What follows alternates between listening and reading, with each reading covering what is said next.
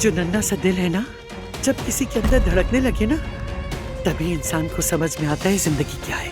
बगैर ताकीद कल का ही अपॉइंटमेंट चाहिए। जी नहीं, ऑपरेशन नहीं होगा। अपनी बीवी की जान पर कोई रिस्क नहीं लेना मुझे।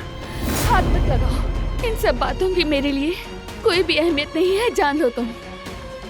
मेरी ममता के सामने मेरे लिए एक ही बात दुरुस्त है, और वो है मेरे बेबी की जिंदगी।